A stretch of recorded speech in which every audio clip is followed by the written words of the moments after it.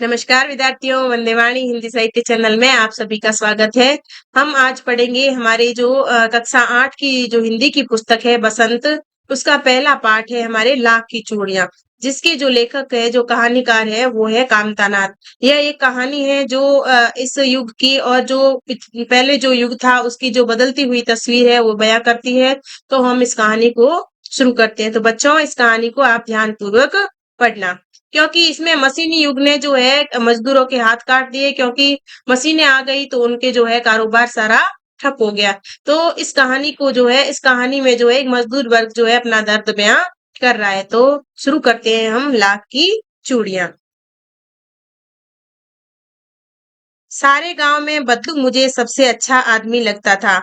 सारे गांव में बदलू मुझे सबसे अच्छा आदमी लगता था। यहाँ पे देखो, सारे गांव में बदलू मुझे सबसे अच्छा आदमी लगता था। ये कौन कह रहा है? ये लेखक कह रहा है जो गांव जाता है।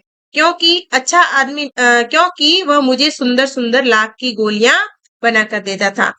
मुझे अपने मामा के गांव जाने का सबसे बड़ा चाव यही था कि जब मैं वहां से लौटता तो मेरे पास ढेर सारी गोलियां होती थी।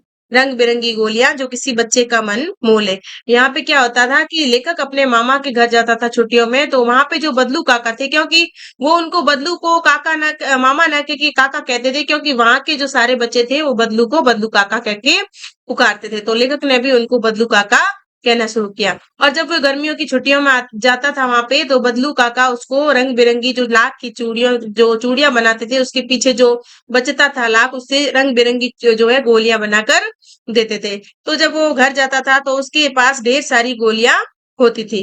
रंग बिरंगी गोलियां जो किसी भी बच्चे का मन मोह ले। वैसे तो मेरे मामा के गांव का होने के कारण मुझे बदलू को बदलू मामा कहना चाहिए था, परंतु मैं उसे बदलू मामा न कर बदलू काका कहता था, जैसा कि गांव के सभी बच्चे उसे कहा करते थे, क्योंकि गांव के सभी बच्चे बदलू को बदलू काका कहते थे। बदलू का मकान कुछ ऊंचे ऊंचे पर था बना था। मकान के सामने बड़ा सा सहन था, जिसमें एक पुराना नीम का वृक्ष लगा हुआ था। उसी के नीचे बैठकर बदलू अपना काम किया करता था। बगल में भट्टी दबती रहती थी, जिसमें वह लाख पिघलाया करता था। सामने एक लकड़ी की चौखट पड़ी रहती थी, जिस पर लाख के मुलायम होने पर वो उसे सलाख के समान पतला करके चूड़ी का आकार देता था। सलाख मतलब विद्यार्थियों, यहाँ पे जो धातु की छड़ होती थी उसे सलाख कहते हैं। पास में चार छह विभिन्न आकार की बेलना नुमा मुंगेरियां रखी रहती थी, जो आगे से कुछ पतली और पीछे से मोटी होती थी। लाख की चूड़ी का आकार देकर वह उन्हें मुंगेरियों पर चढ़ाकर गोल और चिकना बनाता, और तब एक एक कर पूरे हाथ की चूड़ियां बना चुकने के पश्चात वह उन पर रंग करता था। मतलब वो क्या करता था बदलू काका, कि सारी चूड़ियां बना देने के बाद में ही उसके ऊपर रंग करता था। बदलू यह कार्य सदा ही एक मच्छिये पर बैठ के किया करता। मच्छिया मतलब एक छोटी सी खाट जो सूत से बनी होती है, उसके ऊपर जो है वो बैठकर कार्य अपना करता था, जो बहुत ही पुरानी थी। बगल में ही उसका हुक्का रखा रहता है, जिसे वह बीच बीच में पीता है। गांव में मेरा दोपहर का समय अधिकतर बदलू के पास ही बीता। जब लेखक गर्मियों की छुट्टियों में अपने मामा के घर जाता, तो उसका जो सारा दोपहर का जो समय था वो बदलू काका के यहाँ ही बीतता। लगभग रोज ही वह चार छह जोड़े चूड़ियां बनाता। यहाँ पे क्या करता बदलू काका? रोज चार छह जोड़े चूड़ियां बनाता। पूरा जोड़ा बना लेने पर वो उसे बेलन पर चढ़ाकर कुछ क्षण चुपचाप देखता रहता, मानो वह बेलन न होकर किसी नव वधू की कलाई हो। क्योंकि जो बेलन पे वो जो चढ़ाता था, तब ऐसा लगता था, वो उसके ऊपर ऐसी फबती थी, इतनी शोभा देती थी कि ऐसा लग रहा है कि मतलब नव वधू की जो कलैया है उसमें ये चूड़ियां पहना दी गई हो। बदलू मनिहार था। बदलू क्या था? मनिहार। जो उसका पेशा था चूड़ियां बनाना, उसे मनिहार कहते हैं। चूड़ियां बनाना उसका पैतृक पेशा था। पैतृक मतलब उसे अपने पूर्वजों से प्राप्त था। उनके पूर्वज जो थे, उनके जो पिता थे, पितामह थे, वो सारे ये काम करते थे। और वास्तव में वह बहुत ही सुंदर चूड़ियां बनाता था। उसकी बनाई हुई चूड़ियों की खपत भी बहुत थी। उस गांव में तो सभी स्त्रियां उसकी बनाई हुई चूड़ियां ही पहनती थी। आसपास के गांव के लोग भी उससे चूड़ियां ले जाते थे, परंतु वह कभी भी चूड़ियों को पैसों से बेचता न था। वो कभी भी चूड़ियों के पैसे नहीं लेता था किसी से, वो बेचता नहीं था। उसका अभी तक वस्तु विनिमय का तरीका था, और लोग अनाज के बदले उससे चूड़ियां ले जाते थे, क्योंकि पहले के ज़माने वस्तु के बदले वस्तु दी जाती थी, यानी कि पैसों का कोई भी चलन नहीं था। चूड़ियों के बदले में जो है, जो स्त्रियाँ लेके जाती थी, उसको अनाज वग़ैरह दे देते थे। बदलू स्वभाव से बहुत सीधा था। मैंने कभी भी उसे किसी से झगड़ते नहीं देखा।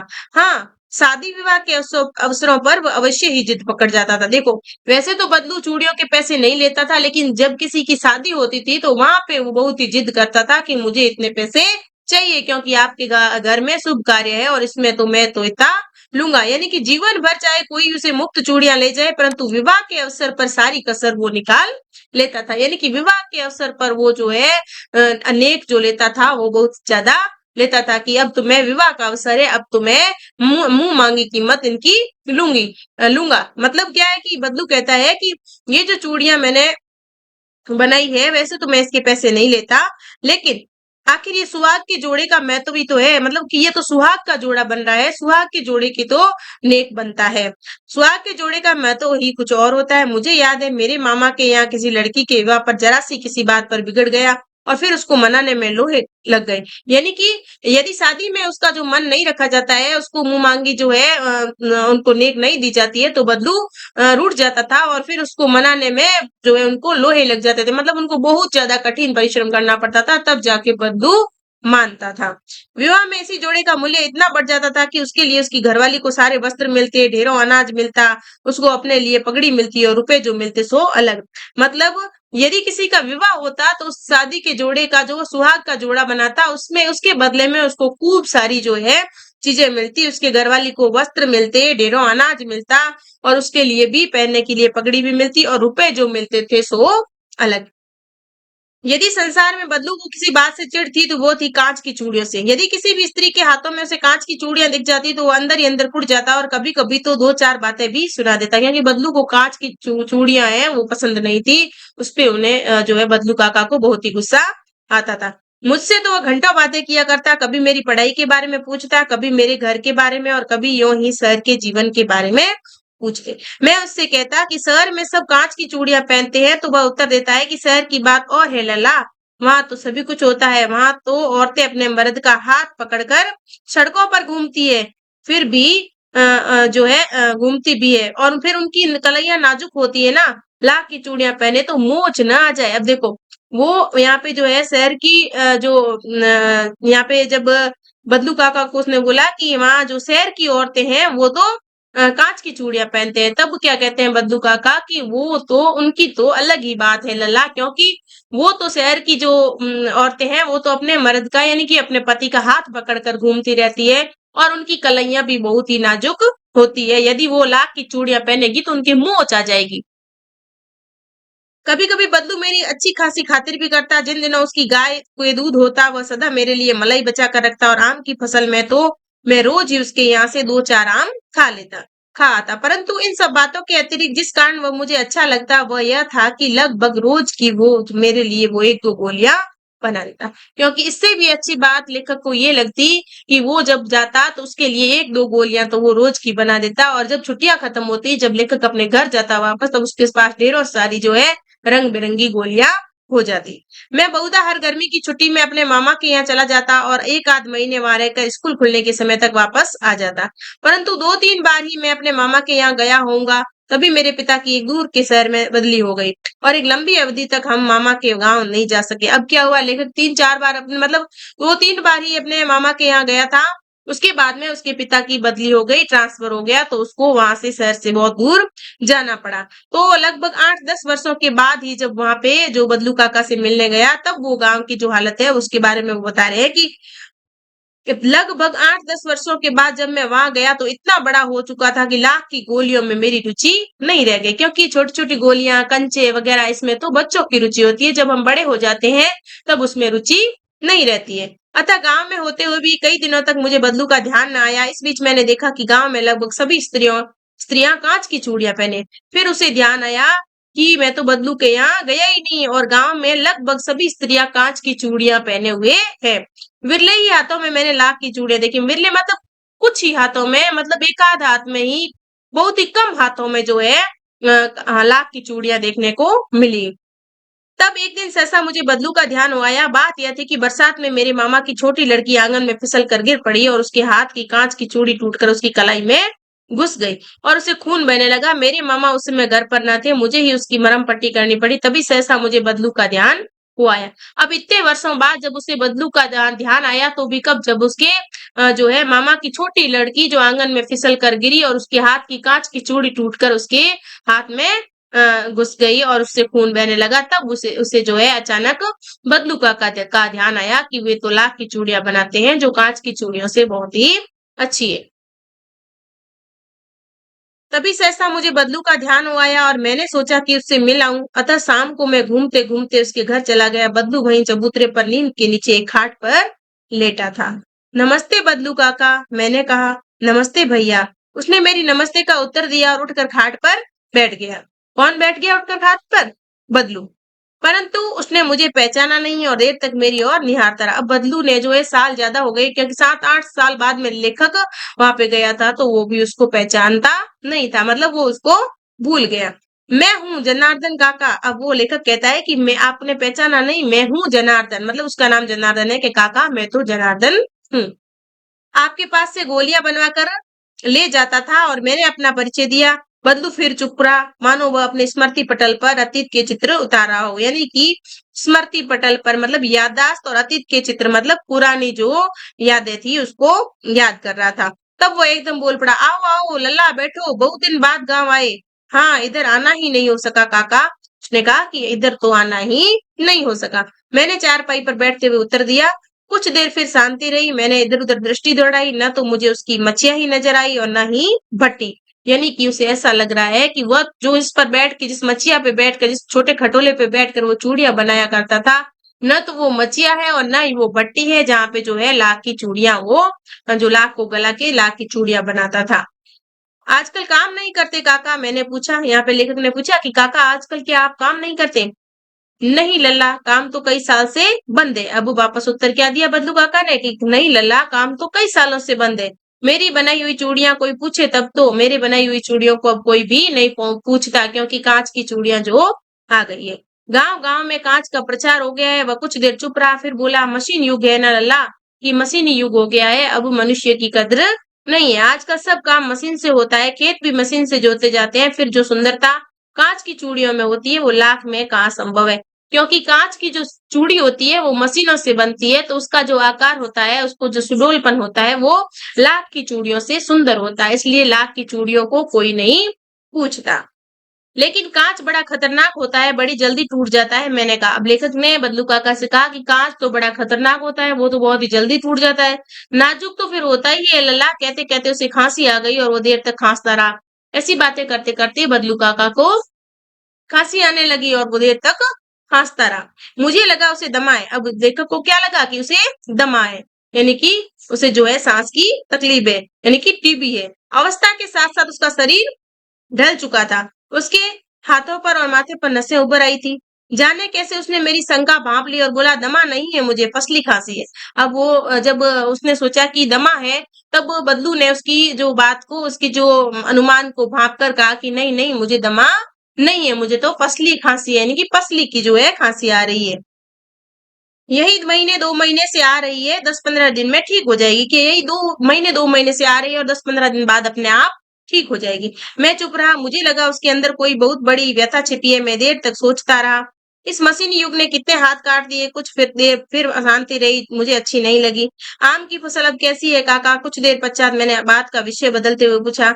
अच्छी है लला, बहुत अच्छी है, उसने लग कर उत्तर दिया और अंदर अपनी बेटी को आवाज दी, अरे रज्जो, लल्ला के लिए आम तो ले आओ। अब बदलू की बेटी का नाम क्या था? रज्जो, जिसने जो है फिर लाके लेखक के लिए क्या लाके दिए? आम लाके दिए। और फिर मेरी और मुखातिब होकर बोला, माफ करना लल्ला, तुम्हें आम खिलाना भूल गया था।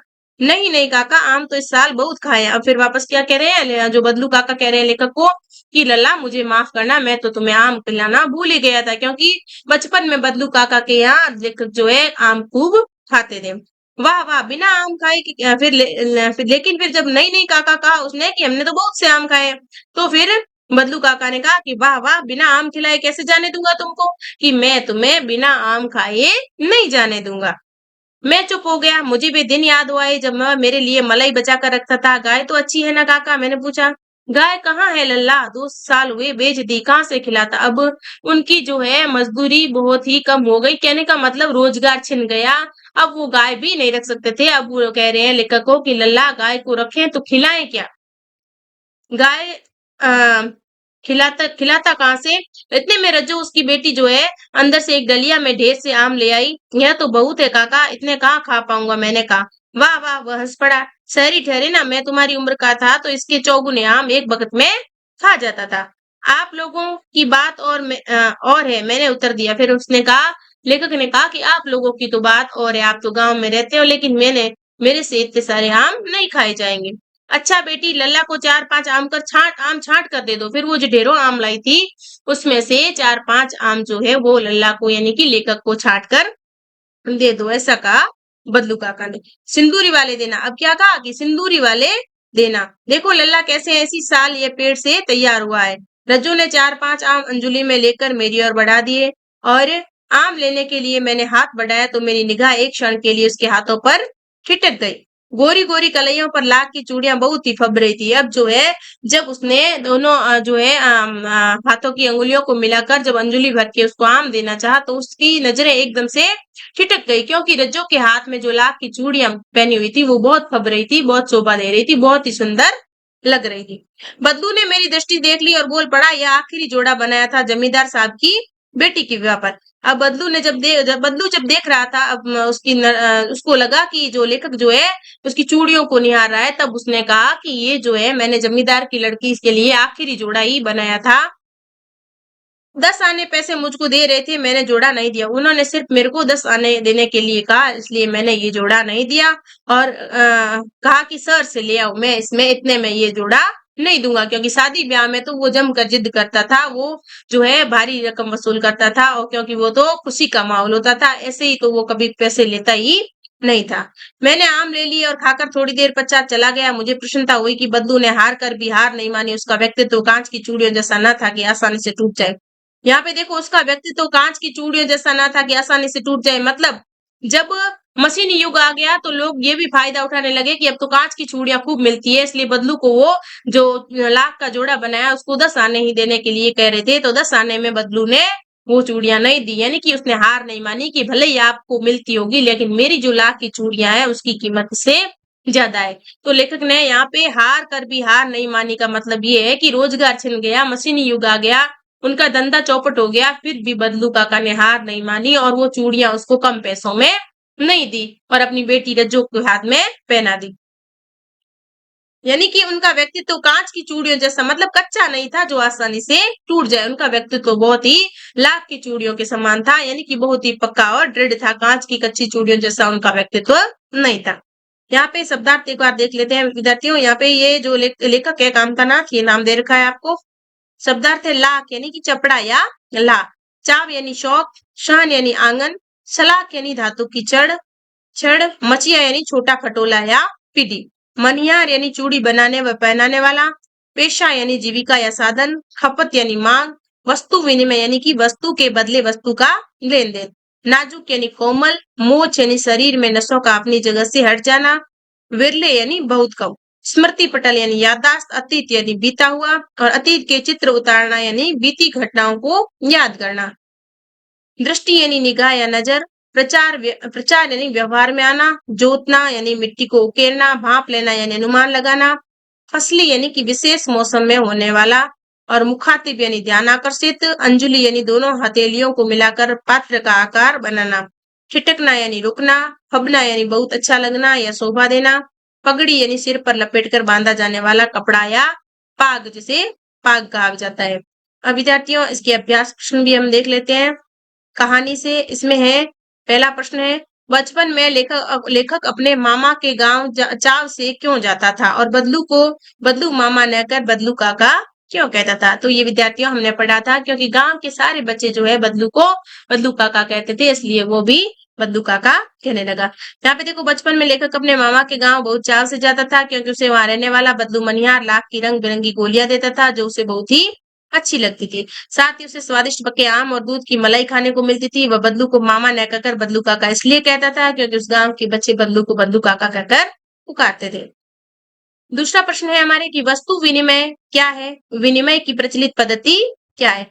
तो इसका उत्तर है विद्यार्थियों की वस्तु विनिमय वह पद्धति है जिसमें किसी वस्तु के बदले मनचाही वस्तु प्राप्त की जाती है। इस प्रकार वस्तुओं के लेन देन में पैसे की जगह वस्तु का प्रयोग किया जाता है। आज ये चलन नहीं है, आज पैसों के बदले वस्तुएं खरीदी जाती है। लेकिन पुराने समय में पैसे का प्रचलन नहीं था, तब वस्तु के बदले वस्तु दी जाती थी और उनका जो है वस्तु विनिमय चलता था। तीसरा प्रश्न है मशीनी युग ने कितने हाथ काट दिए? इस पंक्ति में लेखक ने किस व्यथा की ओर संकेत किया है? इसका उत्तर है मशीनी युग ने कितने हाथ काट दिए। इस पंक्ति के माध्यम से लेखक ने मशीनों के अंधाधुंध प्रयोग करने से उत्पन्न बढ़ती बेरोजगारी की ओर संकेत किया है। केवल कुछ ही मशीनों द्वारा सैकड़ों मनुष्यों के बराबर काम हो जाता है और बेरोजगारी के कारण वे भूखमरी के शिकार हो जाते हैं। लेखक ने कारीगरों की इसी व्यथा की ओर संकेत यहाँ पे किया है। चौथा प्रश्न है बद्दू के मन में ऐसी कौन सी व्यथा थी जो लेखक से छिपी न रह सकी? इसका उत्तर है लाख की चूड़ियों के कुशल कारीगर बदलू का काम मशीनों के आने से छिन चुका था। वह असहाय और लाचार हो गया था। जिस कांच की चूड़ियों से उसे नफरत थी, आज सब जगह वही सीधे उसे वही दिखाई पड़ रही थी। अब हाथ की कारीगरी की अपेक्षा सुंदरता तथा चमक दमक को महत्व दिया जाने लगा और बदलू के मन की ये व्यथा लेखक से छिपी न रह सके। पांचवा प्रश्न है हमारे मशीनी युग से बदलू के जीवन में क्या बदलाव आया?